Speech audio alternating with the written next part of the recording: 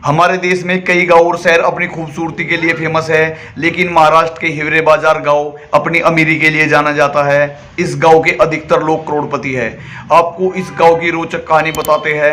नाम की तरह हिवरे बाजार गांव की कहानी भी बहुत ही अनोखी है।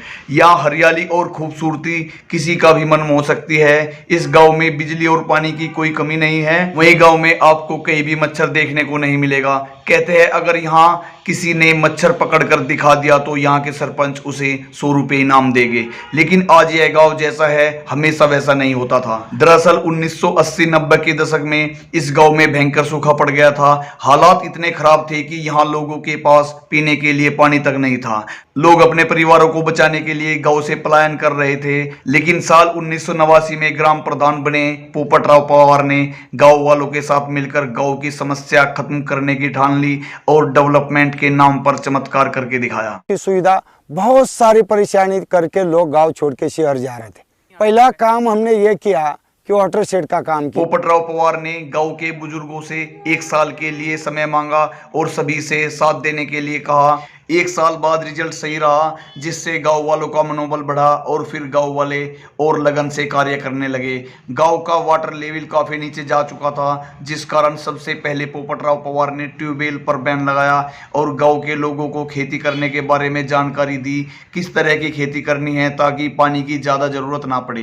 पेड़ों की कटाई पर पूरा बैन लगाया गया, जिसके बाद 1990 में ज्वाइंट फॉरेस्ट मैनेजमेंट कमेटी बनाई गई, जिसके तहत गांव में कुएं खोदने और लाखों पेड़ लगाने का काम श्रमदान के जरिए शुरू किया गया और खेतों में वह फसल बोना बंद कर दी जिसमें ज़्यादा पानी की जरूरत होती थी। ग्राउंड वाटर मैनेजमेंट और हर घर में शौचालय पर काम किया गया। गाँव में जल संरक्षण के लिए तालाब बनाए गए ताकि बारिश का पानी इकट्ठा होता रहे।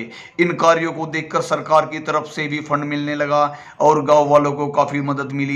इसके बाद सरकार की योजना और आलू प्याज की खेती यहाँ लोगों की आय का जरिया बन गया, जिससे गांव के हर घर में धीरे धीरे खुशहाली आने लगी। वहीं गांव वालों की मेहनत देखकर सन 1994-95 में सरकार ने आदर्श ग्राम योजना शुरू की, जिसने इस कार्य को और तेजी दे दी। अब गांव में रहने वाले 350 घरों में से 80 परिवार करोड़पति की श्रेणी में आते हैं, जिनकी सालाना आय लगभग 10 लाख रुपए से ज्यादा है।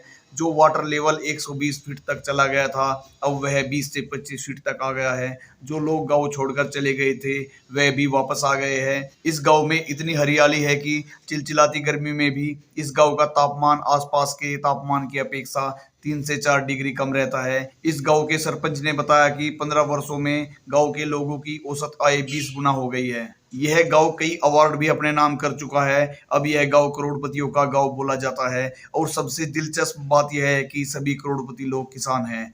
कहते हैं सच्ची लगन और सही दिशा में किया गया कार्य कभी असफल नहीं होता। इस गांव की तरक्की में सबसे महत्वपूर्ण योगदान पोपटराव पवार जी का है, जिनको पद्मश्री अवार्ड से नवाजा गया है। दोस्तों, अगर आपको यह वीडियो अच्छी लगी हो तो चैनल को सब्सक्राइब करें। धन्यवाद।